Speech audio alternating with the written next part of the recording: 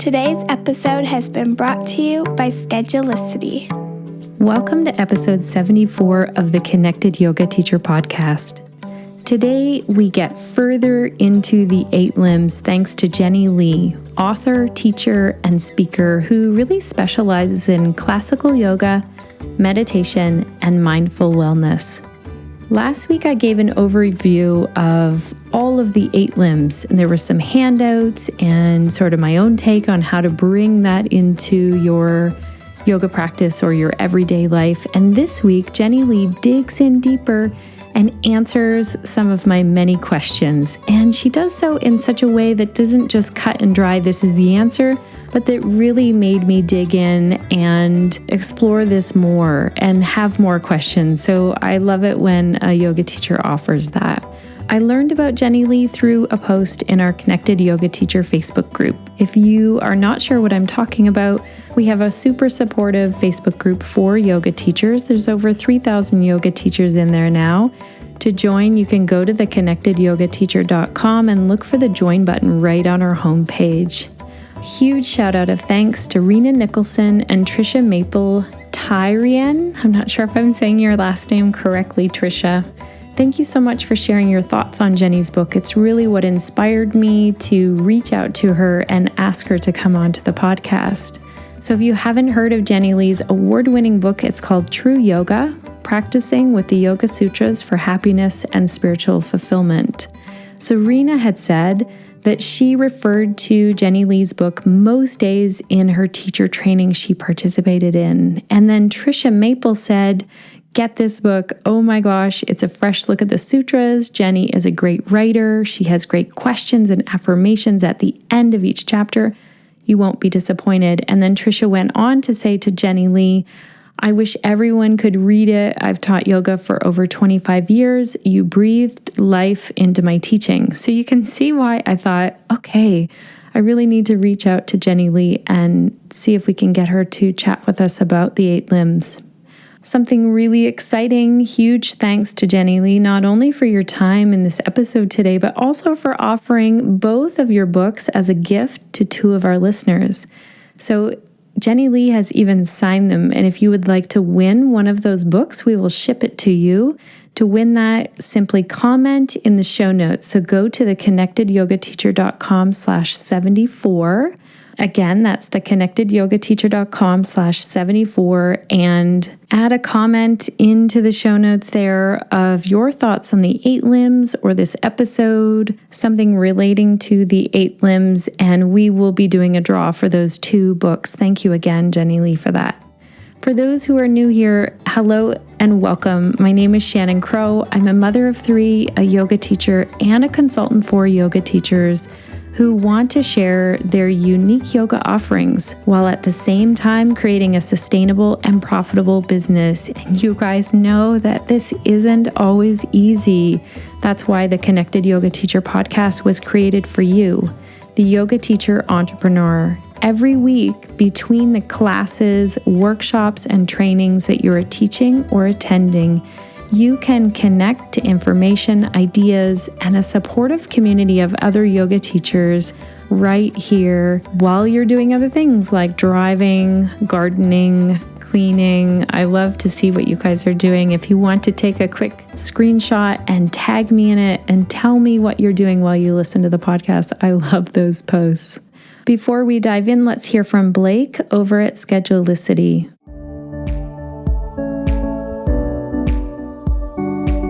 Hello, Connected Yoga Teachers. This is Blake from Schedulicity with the hot tip of the week. Creating recurring classes with Schedulicity can save you a ton of time in the long run and make it easier to focus on teaching and connecting with your students. If you have a Kundalini yoga class every Monday at 10 a.m., for example, you only need to put in that information once and click the recurring option. Then, you can choose if this class repeats daily, weekly, monthly, or on specific days. You can set it up to run for a month, a full semester, or even an entire year.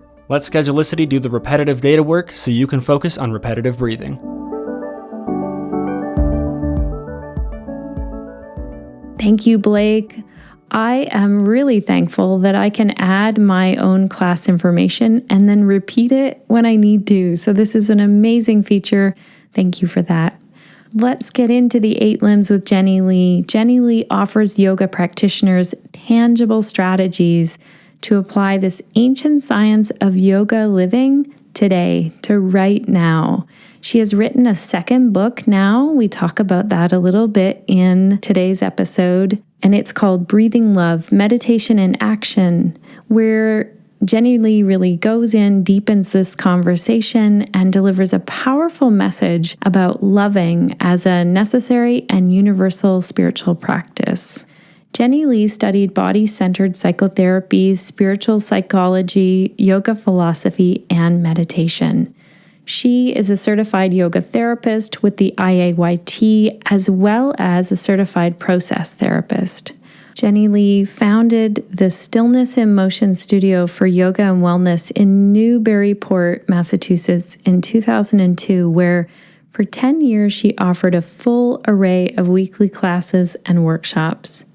For the past 8 years, Jennie Lee has been writing and coaching privately in Hawaii for clients who wish to improve their lives through holistic methods. Jennie Lee's personal application of yoga and meditation to life challenges began when she lost her second child at birth. She was facing divorce, living in an unfamiliar region of the country without friends, and needed income while trying to be present for her 3-year-old son. She had nowhere to go except to her practice, and when she opened her yoga studio, she began to see how all of the students who came to her, whether they knew it or not, were there for more than just a physical workout.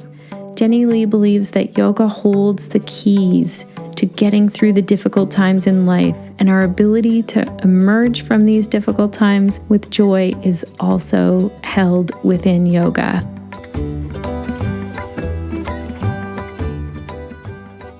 Welcome to the Connected Yoga Teacher podcast, Jennie Lee. It is amazing to have you here today.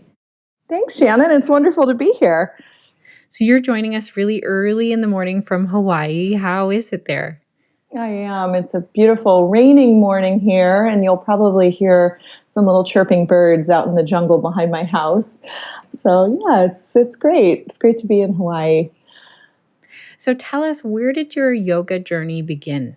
Do you remember your first yoga class? I absolutely do. I think everybody remembers their first yoga class. Mine was in the Los Angeles area. It was with Brian Kest, the famous power yogi guy. And it was many, many, many years ago.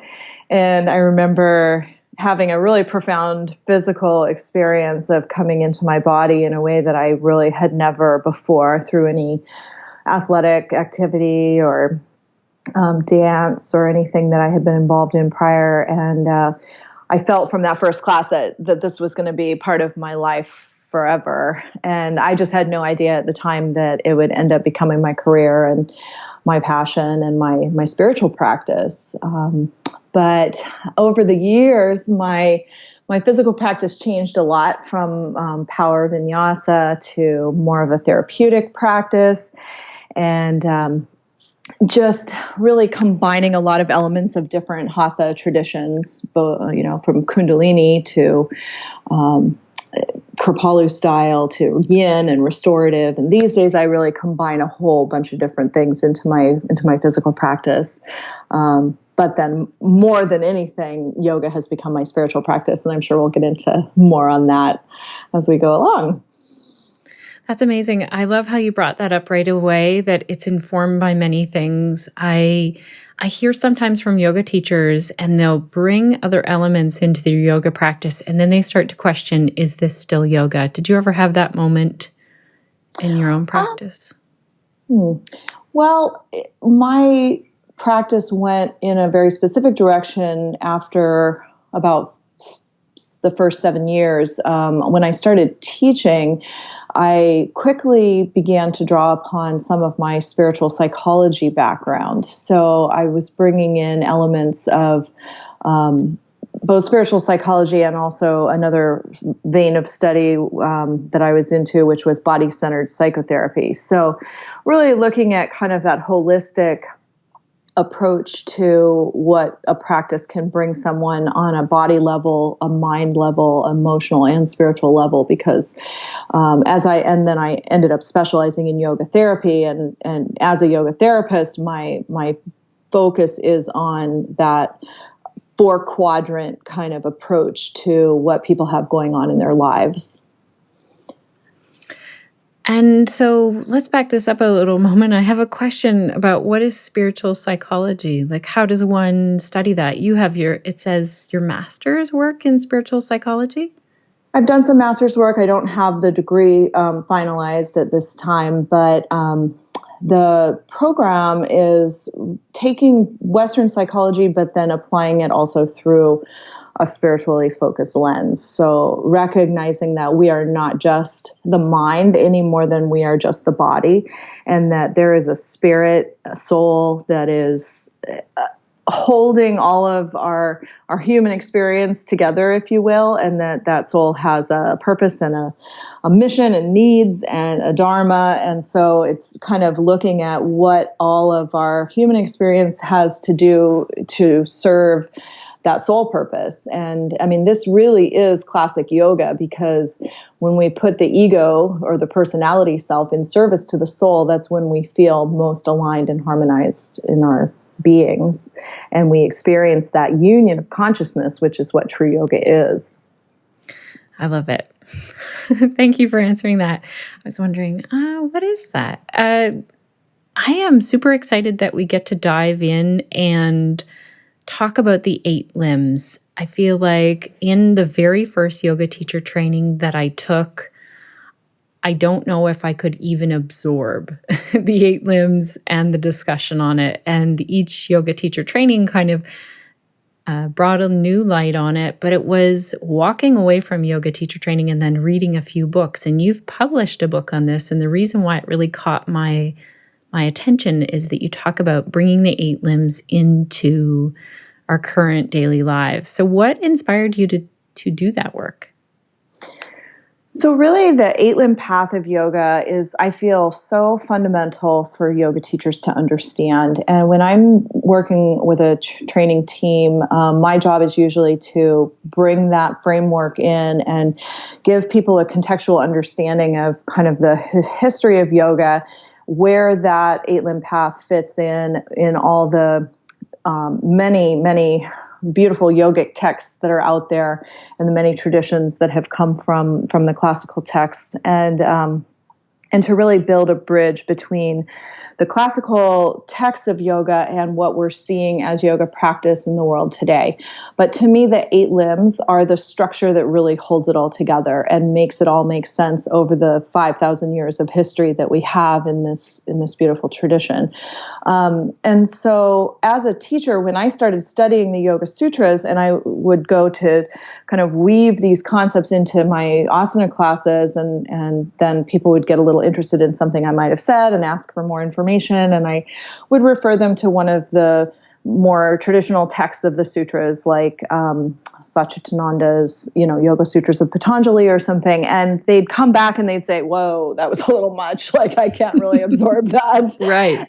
And even yoga teachers feel that way. Like, these texts are pretty dense, and so after several decades of studying this stuff and many different translations of the sutras, it just became a passion for me. So I really dove into the study of that text in particular and many different translations of it. And then I wanted to bring forward something that was more accessible for kind of the average user, the student that comes to yoga class on Saturday mornings that wants to understand how they can apply more peacefulness into their daily life, or what does truthfulness have to do with my happiness? And I'm naming a couple of the yamas right now, which are part of the first of the 8 limbs, as you know. So True Yoga, my book, which was published in 2016, is just this. It is really taking each one of the 8 limbs, breaking it down in terms of really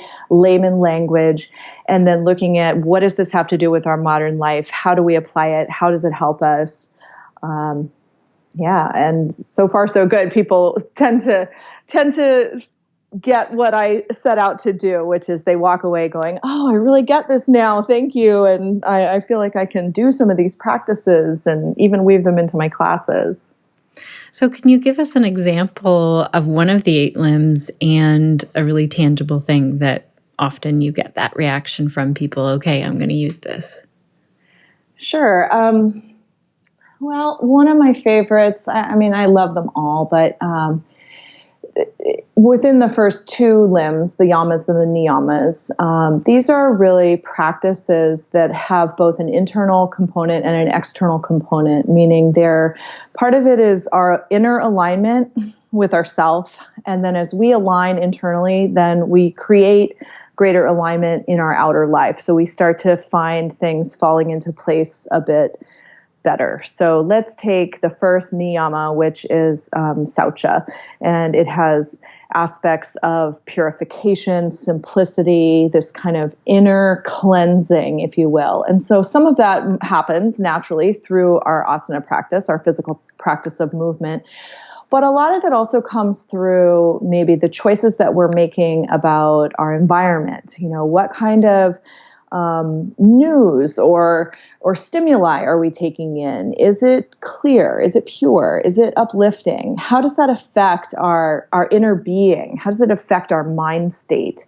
How does it affect how we then go out and speak to others in our lives? It also has like dietary components and other, lifestyle kind of what our environment looks like. Can we have a simple, clear, clean house that gives us kind of that space to breathe, and then we feel a little bit more spacious in our inner being because there's not clutter everywhere. So it's that type of thing that when you start to break down one of these sutras, the sutras are the spiritual teaching that these limbs are hanging from.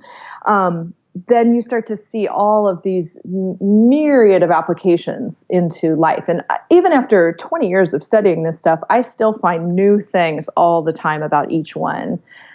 Yeah, I feel like you just added something there that I hadn't thought of, and that's the the media that I'm taking in. Like you said, the news or what I'm watching or reading. That is an amazing example. I just recently found a podcast that I like called The Newsworthy, and it's all of the U.S. news, but it's in 10 minutes, and it's non-biased. It's really fast, and like, this is what you need to know. And it has improved how I take in the news. Yeah.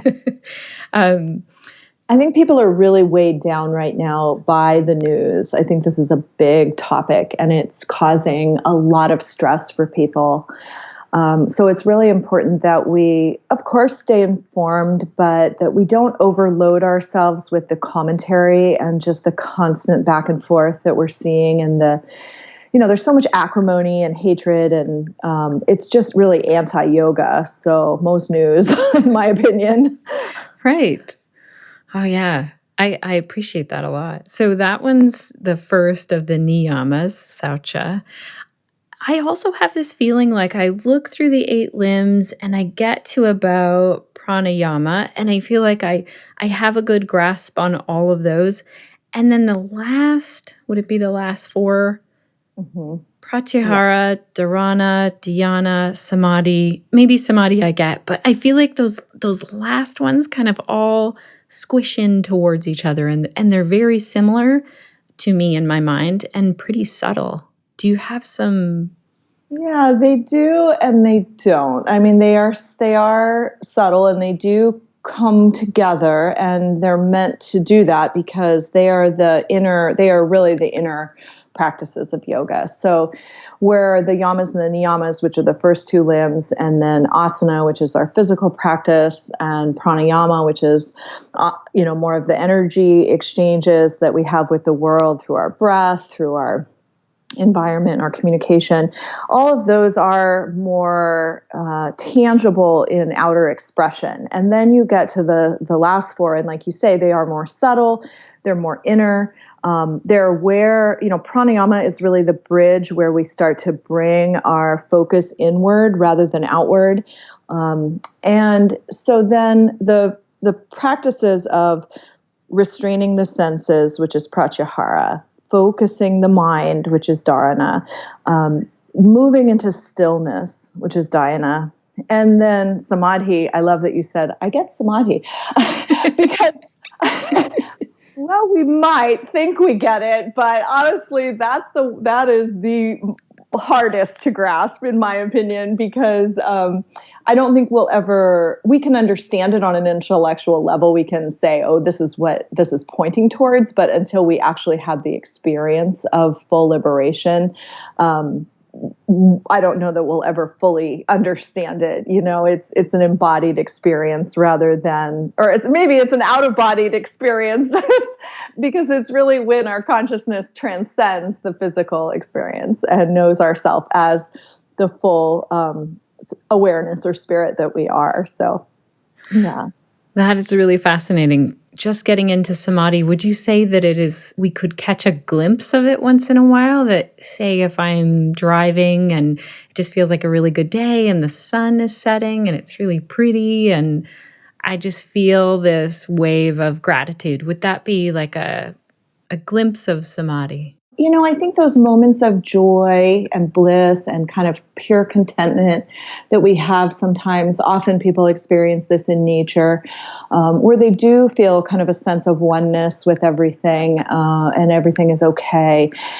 I think those moments are pointing towards what samadhi is, but I don't think we can call them samadhi experiences, because really the Yoga Sutras are pretty clear about what samadhi is. And it is a complete merging of consciousness where there is no more awareness of the individual self.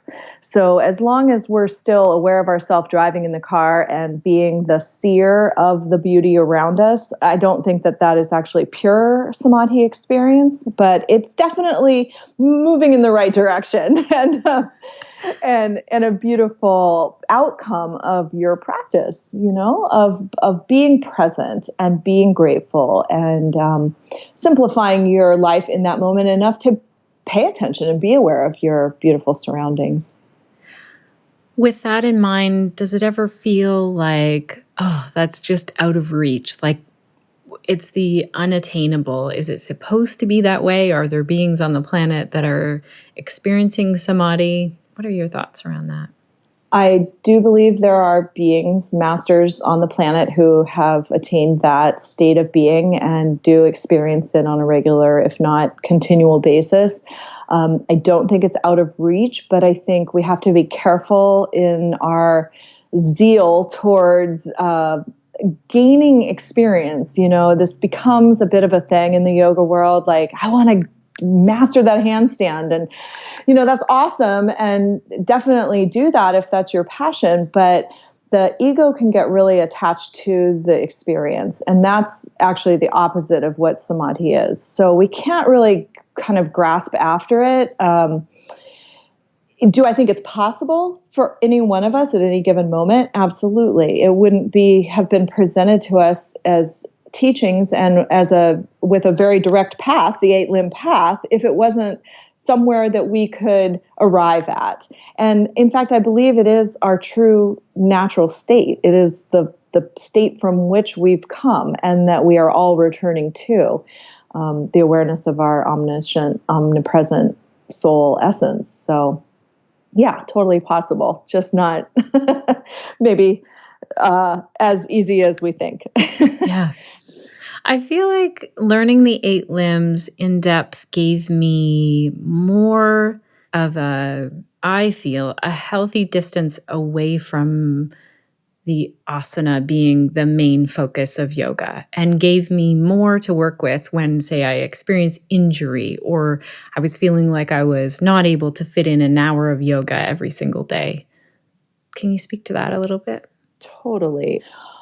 Our Western culture has really focused primarily in the last 50 years on the physical practice of yoga. That's changing a bit now, and it's really great to see, even in the couple of decades that I've been teaching, the movement towards the greater awareness of the full path of yoga, that it's not just physical movements, and that really those physical movements serve the higher premises or the higher limbs of moving into deeper states of meditation, and having this soul awareness that we were talking about just a moment ago in terms of what samadhi is. And so I think it is really important and really enriching for all teachers and all practitioners to have an understanding of where the physical movement kind of fits into that big picture. And then we can use it for the benefits that it holds, but also keep it contextualized so that, as you said, if we have an injury or if we have some physical limitation that prevents us from doing that perfect handstand, who cares? We don't have to identify with our physical practice completely, because that's not all of who we are. It's not all of what we're here to experience. And it's certainly not a requisite for being a true yogi, in my opinion, because there are plenty of people who don't have the physical capacity to do even a basic asana class, and they can still practice yoga in all the other limbs. And so it really becomes a much vaster practice.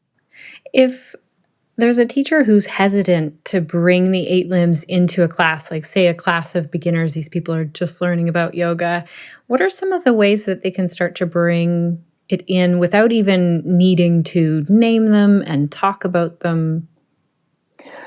Well, I'm really big on encouraging teachers to embody these teachings in their own life first, because we really can't bring anything into a class well until we understand it in our own beings, in our own lives. So it's important that they have studied the Yoga Sutras. And I mean, I'm hopeful that they would check out a book like mine, True Yoga, because it is broken down into really simplistic terms that give teachers a foundation of how to embody these 8 limbs in their own life. And then they can start to offer short little snippets of that. Just like we talked about at the beginning of this conversation. Oh, I've been practicing Saucha. So today we're just going to do a super simple practice. We're going to focus on these 5 postures, and we're going to look at what does having more space around each movement bring us in terms of the mental experience of the practice. What does it feel like to come into a class where maybe typically you do 20 different postures in an hour, and today you're only going to do 5. And suddenly it's kind of like cleaning out that closet, right? You see the 10 shirts in it that you really like instead of 50 shirts that you never wear. And so what does that spaciousness offer? So it's those kind of principles that I think teachers can start to weave in different ways. And it's a really unique and creative process that once you get interested in these principles, then it becomes kind of fun to see how you can weave them into your classes in more creative ways. Yeah, that's a really creative way in just the mental space or the space between postures. I love that. And I also really love that you just said to embody it first. And I feel like this is sometimes, and I've done it myself more so as a new teacher, I'd be like, ooh, I want to teach that. But I hadn't practiced it enough. Maybe it was a pose or some part of the philosophy. And when I went to share it, it wasn't clear enough because I wasn't doing it in my own life, in my own practice. Mm-hmm. Very, very important. Yeah. What are some of the other ones? Is there a certain one of the 8 limbs that has helped you in a time of challenge? Absolutely. So the last niyama, which is Isvara pranidhana, and it has to do with devotion or our unconditional surrender to that power that is greater than us. However you experience that, you can think of that as God, you can think of that as pure consciousness or just the energy of the universe. To me, I think of it as love. And this is what took me to my second book, which is called Breathing Love, which came out this year. And essence of it is that we have to, for me, what has helped me most is remembering that I'm not the source of my life. I'm not the source of my love.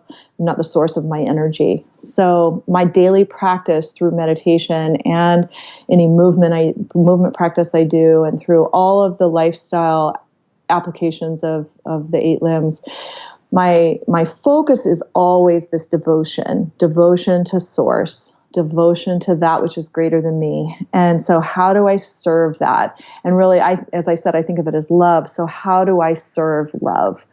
And when I come to my meditation time, I'm there to greet you, love, and I want to be with you in this time. It's my appointment with love. And so that's really the one that is the outstanding one in my life, in my heart. This one is the one that really tripped me up for a while, I'd say, in my first yoga teacher training, because I felt like there was this connection to religion with it. And I love how you said it's love for you, and that it's really up to the individual to bring their own meaning to it. Mm-hmm. You know, it's much like the 12-step program. I don't know a tremendous amount about that, but I know that a fundamental part of that is the recognition that there is a power greater than oneself. And it's the turning towards that, laying the ego down, surrendering the small self to that power which is greater than our individual self. And that's what brings us into just a much greater state of openness, open-heartedness, open-mindedness. And certainly for me, as that has connected to the universal energy of love, it just has brought me much greater joy. Right. And would you say there's a feeling of also being kind of held and supported in that limb? Oh, yeah, 100%. But we don't get to feel that until we let go. And that's the whole essence of surrender. We have to take that leap of faith, that trust, and surrender into that which we cannot completely know with our minds. And so it is a faith-based kind of surrendering of the small self. But then absolutely, I think anyone who has really taken that journey will tell you that there is something there holding us in great love. Mm-hmm. So that's the one that's really held you through challenging times. Is there one of the 8 limbs that feels like it is at times frustrating or harder to understand? Oh yeah, Pratyahara, for sure. Because, this is where people get really hung up. It's very hard to unplug the sensory experience. And that's basically what that limb is. It's like, how do we interiorize our consciousness long enough to get to a state of inner awareness where we can be really quiet in our minds and our bodies and have an experience that's bigger than this external experience that we're having in our daily lives. And so we're so plugged in, right, to media, to our phones, to the people, to activities. And it's basically, Pratyahara is unplugging all the senses and just taking a deep dive inward. And that's really, really, really hard to do for all of us. Do you have any tips on how you have figured out how to do that, or that you share with others to do that? Well, what helps, and the reason the 8-limb path is structured as it is that the yamas and the niyamas, until we get those in place in our lives, these 10 tenets that bring us into inner alignment, until we have those in place, it's going to be nearly impossible to get into the higher limbs. Because for instance, let's say that you really have not been living an authentic life. Let's say you're kind of not totally living your truth. And so then when you go to sit down, maybe you've hidden that really well from people around you, and they think that you're great and you're doing great, but really inwardly you're not doing so great, or you're not living a truthful way. Then when you go to sit quietly with yourself, there's nobody but yourself. And so suddenly all of that inauthenticity is right there in your face. And so it's really becomes very challenging to sit in that stew of inauthentic self. So we've got to kind of do the work in order to then be able to sit and unplug and be in a calm state within. Yeah. It's making me think. It's making me think of, I'd like to then dig into and ask you about tapas. So one of my goals is to have a daily yoga practice. And one of my struggles is to have a daily yoga practice. And I feel like tapas is something that I connect really well with. I really crave it and want it, and yet struggle with it. Do you have anything on that, Lim? Well, so tapas is really in my definition of it, is right effort. So I think there's a general experience of tapas as being like more, kind of that purifying fire that we bring to our practice. But sometimes, to me, it's not so much all more. Sometimes it's actually less. And so when you say having a daily yoga practice, I don't know exactly what you mean by that, because for each person, their yoga practice might look different. For some, that might be an asana practice every day. For some, it might be a meditation practice every day, or it might be a combination thereof. Or maybe sometimes your yoga practice is really just in how you're walking in the world. Maybe it's watching your speech and watching your thought, and are you speaking absolute peace and truth every moment of the day? That would be a darn good yoga practice, in my opinion. And so, whether we're on our mat or our cushion or we're out in the world, we are practicing our yoga if we are intentional about that. So I would say, Shannon, that you probably do have a daily yoga practice, but maybe it's just bringing it into more conscious intention that you are saying that you would like to do.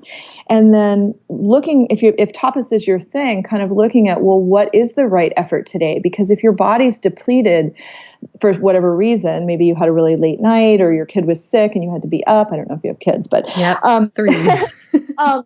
So let's say your body's depleted. Well, then you're probably not going to go do a power vinyasa practice. That's probably not really self-honoring. It's not the right effort. So maybe the right effort would be doing a yoga nidra or sitting for a meditation for a few minutes and just breathing. Oh, I like that. That is something I try and embody. A daily yoga practice to me means, finding at least a minute to 5 minutes. Longer is wonderful in my world, to really become aware of my intention and my yoga.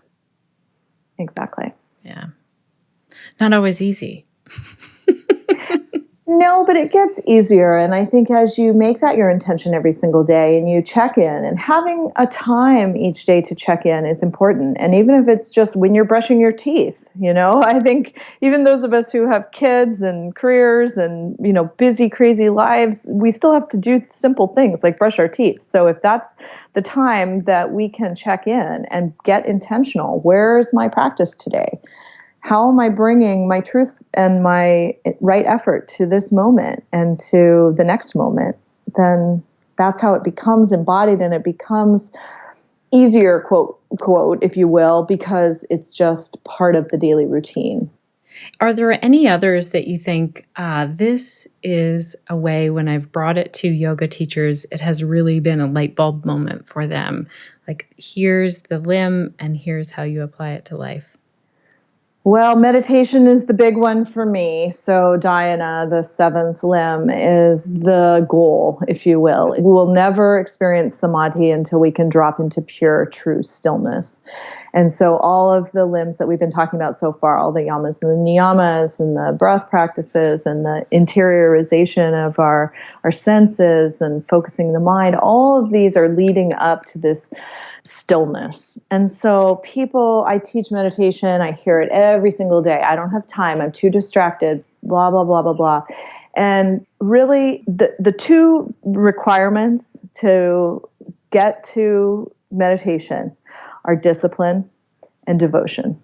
So back to my favorite niyama, but discipline, it's never going to happen unless you carve out the 5 minutes. So just do it. Stop saying you don't have time. Everybody has time. We all spend hours on our social media. It's ridiculous. The time thing is just the most BS excuse, in my opinion. And then devotion, because we've got to bring our heart to it. We've got to bring our love to it. Why are we there? We can't just be there to get something. We've got to bring our love, our devotion. And like I said, this is my appointment with love. Like when I sit down to meditate, I'm not there to get anything.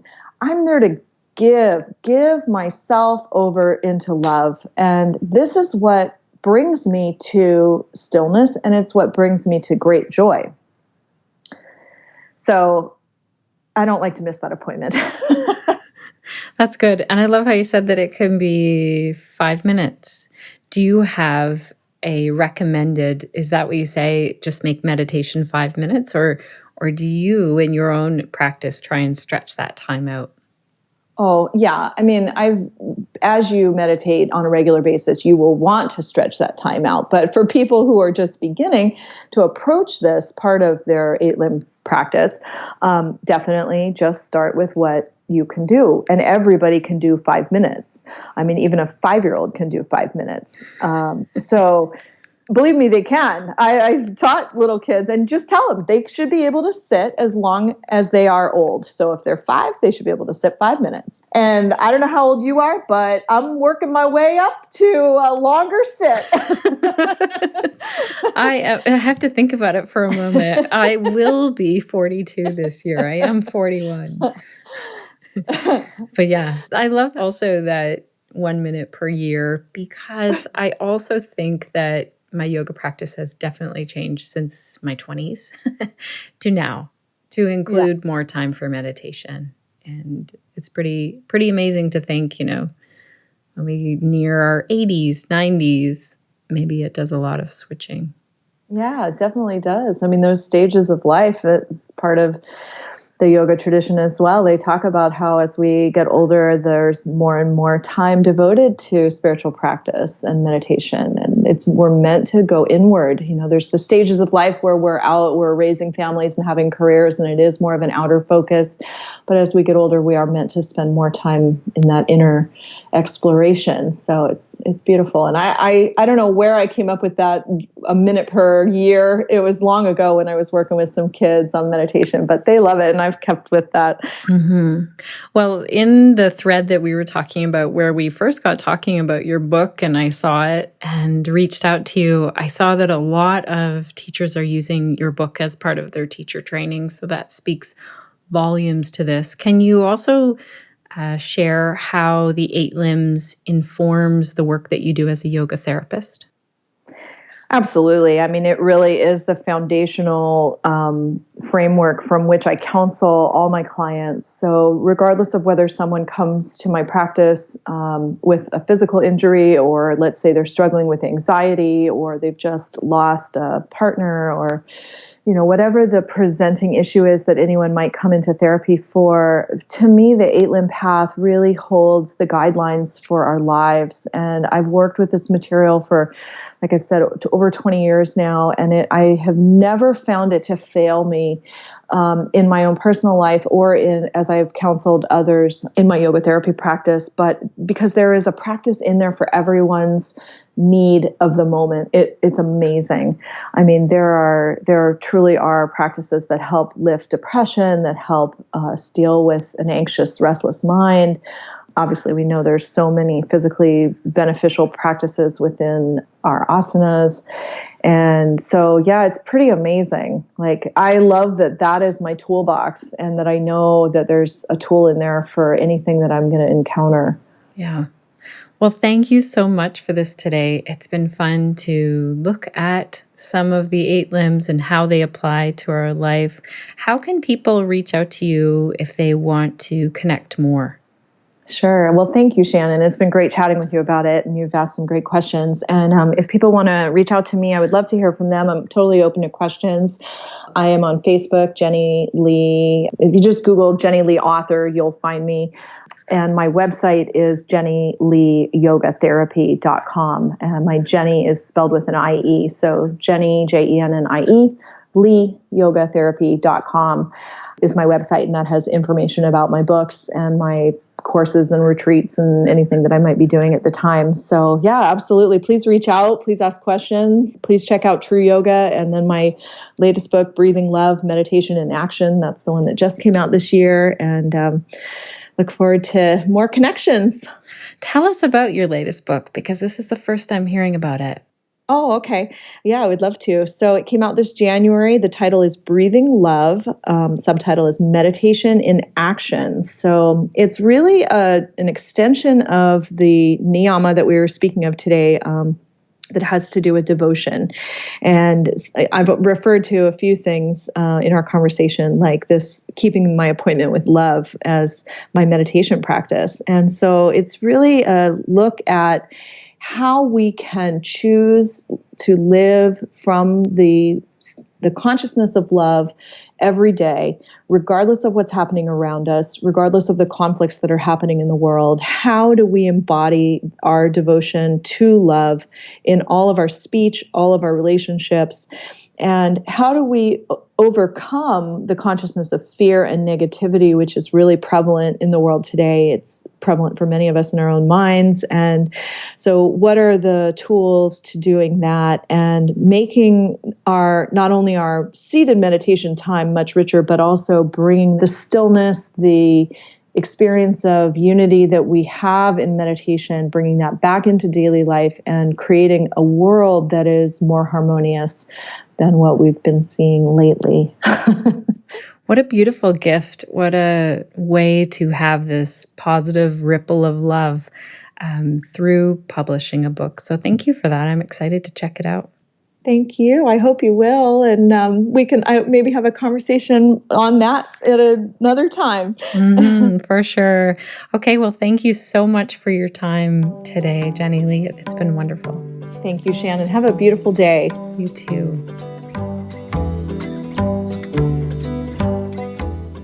Thank you so much, Jennie Lee. I feel like there is a lot here to think on. I've been looking at the 8 limbs more, and I feel like a podcast could honestly be devoted just to this topic alone and have enough content for a weekly show. So if there's a yoga teacher out there who's thinking they really want to dig in and talk about the 8 limbs every week, I don't know of one. Tell me if you know of one. Connected yoga teachers, I'm curious to hear from you. With all of this information, which of the 8 limbs is calling out to you? Or which one would you like to focus on this week? And what does that look like? Last week in the show notes, I shared a list really focused on bringing the 8 limbs into our daily practice. Now today, Jennie Lee has given us more ideas around that. So what stuck out for you? What nudged you? Or what irritated you? Or what inspired you? Share a comment in the Connected Yoga Teacher Facebook group or comment in the show notes. Remember that your comment in the show notes will actually enter you in to win one of the books. Tell us your thoughts and what you maybe plan to do this week to embrace this one limb, this one aspect of yoga for you. If you are wanting to get together in person, Connected Yoga Teachers, I am leading a Yoga for Pelvic Health in-person yoga teacher training September 22nd and 23rd, 2018. It runs from 8 a.m. to 6 p.m., both on the Saturday and Sunday, and is in Meaford, Ontario. If you're not sure where that is, look near Owen Sound, Ontario, or about 3 hours north of Toronto. This training includes 20 hours of in-person training, a very comprehensive manual, information, and yoga flows specific to pelvic health. Also included are 2 organic vegan or vegetarian lunches prepared by a local chef. To arrange breakfast and accommodations, you can also contact Beth Ruddy. I'll make sure to put a link to her website in our show notes page. To register, you must be a 200-hour certified yoga teacher. To get more information on this training or any other events, go to theconnectedyogateacher.com. There's also an 8-hour online training for those of you who can't make it to the in-person training. A lot of you are asking me what the difference is between those 2 trainings. Really, the in-person one, we can take a piece of information use that, learn some yoga poses, teach those to someone else, and then really go into an exploration together in what different muscles feel like, what different bodies experience in each one. So it prepares you a little bit more for working one-on-one with someone to be in the 20-hour. But I know many people have taken both. They start with the online training and then move to the in-person one. And we have some ideas to even take this training further. So I'm excited about that. If you want to work one-on-one with me in a consultation call, visit theconnectedyogateacher.com and look for the Work with Shannon at the top. There are some spaces open in September. I just checked my calendar as I record this episode, and I can't take too long to record this episode. As I am doing this, I know that all of my family is landing back here today, and then we're going to do this mad dash of cleaning out our van, packing it up, and hitting the road really early tomorrow morning to go hang out with friends and family. I'm super excited. So I'm also excited about taking a little screen-free time. The podcast will be here for you weekly. That's all set up and ready to go. Thanks to everyone who has contributed to that. Laura, Samantha, and Suzanne, our audio editor. Also to our podcast sponsor, Schedulicity. Have you left a review yet? I love to read them out here on the podcast. Peely Bailey Eder, you left a review a while ago and I didn't forget about it. It's been on my list to read out. Peely wrote, "Last week I met with Shannon for business coaching. It was the best 90 minutes I have ever had. I've worked with other business coaches, but this was different. Shannon really understands my market in a way that no other business coach I have worked with has. She gave specific and actionable steps for me to take. She helped me to get really clear on my uniqueness and to become very comfortable and confident talking about it. I've already put a lot of what we talked about into practice. I also love the podcast and listen to multiple episodes per week. The Facebook group is awesome and supportive, and I love connecting with other yoga teachers from around the world. Thank you, Shannon, for your vision to connect yoga teachers."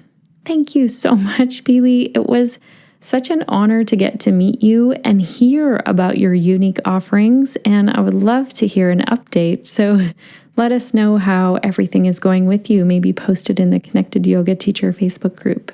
To leave a review, you can go to any podcast show notes page. You could do it through iTunes as well, or you can leave a review on our Facebook page. Next week, we hear from Dr. Sinead Dufour. She's been on the podcast before.